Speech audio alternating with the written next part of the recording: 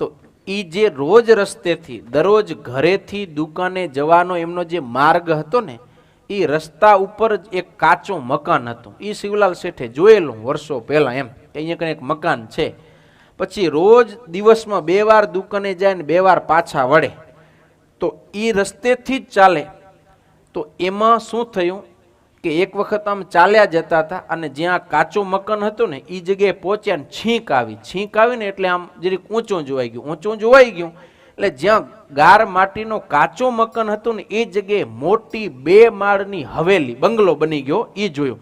એટલે જોયો ને એટલે પાસે કોઈ પૂછ્યું કે અહીંયા આ બંગલો ક્યારે બની ગયો? એ કે શું પૂછ્યું? આ બંગલો ક્યારે બની ગયો? ત્યારે ઓણે જવાબ આપ્યો કે આ 6 મહિનાથી તો રેડી થઈ ગયો, વાસ્તુ ઓપનિંગ બધું થઈ ગયું, 6 મહિના થઈ ગયો. તો શિવલાલ શેઠ કે મેં તો આજે જોયો ને, રોજ અહીંયાથી જાતા આવતા તો રોજ ત્યાંથી જાય છે, એ જ માર્ગેથી આવે છે, પણ આજ દિવસ સુધી એણે ક્યારે દ્રષ્ટિ કરીને જોયો નથી. બંગલો આખી ઝૂંપડી હટીને બંગલો થઈ ગયો. તે માણસો બધા હસવા લાગ્યા કે કેવો માણસ છે, રોજ અહીંયાથી હાલે રહ્યો, 6 મહિના થઈ ગયા, અહીંયા કને આવડો મોટો બંગલો બની ગયો ને ખબર નથી. હસવા લાગ્યો. પણ આની જે સ્થિતિ હતી ને એ ખબર ન પડે. કેમ?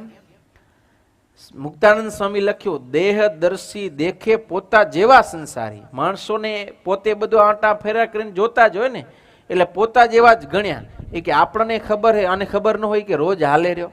પણ ભાઈ એની સ્થિતિ અલગ છે, એને ખબર ન હોય. એની દ્રષ્ટિ એકાગ્ર છે, એ નિયમવાળો છે, એટલે એને ખબર ન પડે કે અહીંયા કને આ જે ઝૂંપડું હતું હટીને બંગલો થઈ ગયો. એ કેટલી દ્રષ્ટિ નિયમમાં હશે? એટલી જો આપણી દ્રષ્ટિ નિયમમાં હોય ને તો આપણે કંઈક સિદ્ધિ પ્રાપ્ત કરી શકીએ, તો આપણને કંઈક સિદ્ધિ મળે. પણ આવી દ્રષ્ટિ એકાગ્રતા થવા માટે આપણે જેમ પહેલા કીધું ને કે થોડો દરરોજ ધ્યાનનો અભ્યાસ કરવો પડે.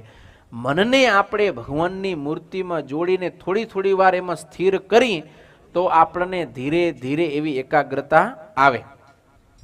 એક વખત ભગા દોશી કુટુંબ પરિવારની સાથે ગઢપુર દર્શન કરવા જવા માટે નીકળ્યા.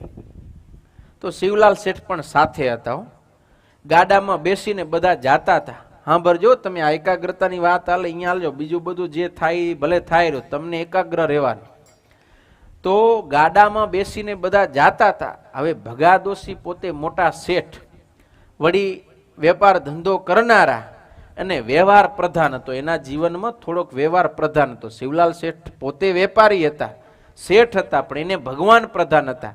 પણ ભગા દોશી એના બાપ છે ને, તો એ શિવલાલ જેવી સ્થિતિ નથી એની, એ વ્યવહાર પ્રધાન હતા. એટલે આમ ગાડામાં બેઠા ને ગાડું આમ વગડામાંથી પસાર થયું ને તો ખેતર બધા આવ્યો.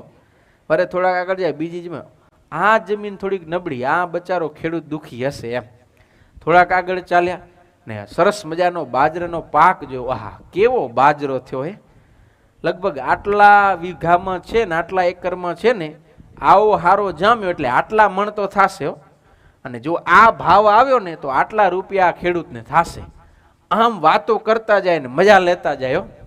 અને શિવલાલ શેઠ ગાડામાં બેઠા બેઠા ભજન કર્યા કરે.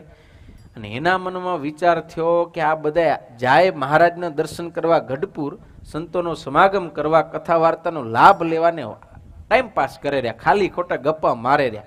એટલે પછી રેવાયું નહીં. એટલે શિવલાલ શેઠે પછી કીધું એ કે બાપા તમે વેપારી છો, અને વેપારી સાચો એ જ કહેવાય કે જે નફાનો ધંધો કરે પણ ખોટનો ધંધો કરે નહીં.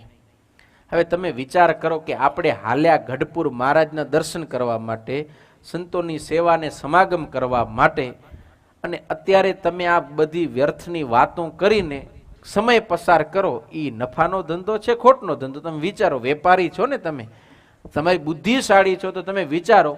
તમે આ ખાલી બધાની એ તમારે લેવા દેવાય નથી. નથી એકે તમારી જમીન, નથી તમારો વાવેલો પાક, નથી તમારે લેવો કે નથી તમારે વેચો, તમારે એની સાથે સંબંધ જ નથી. છતાં એ આ ખેડૂતને આમ ને ઓલા ખેડૂતને આમ ને આ જમીન આમ ને આ પાક આટલાનો થશે ને આટલાનો વેચાશે ને આટલા રૂપિયા થશે. તમને શું મળશે? કાંઈ મળશે?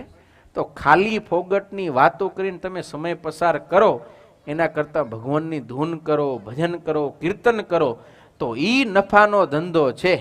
એમ બે હાથ જોડીને કીધું હોય કે હું નાનો છું, મારાથી ભલે બહુ ન કહેવાય, પણ તમે આ ખોટનો ધંધો કરો રહ્યા એટલે જરીક મને એમ લાગે કે તમને કહું, જો તમને યોગ્ય લાગે તો તમે આમ કરો.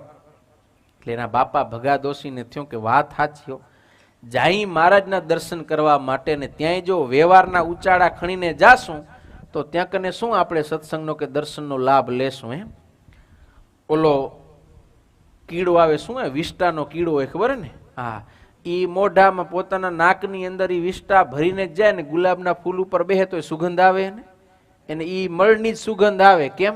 ઈ નાકમાં ભરીને આવ્યો છે.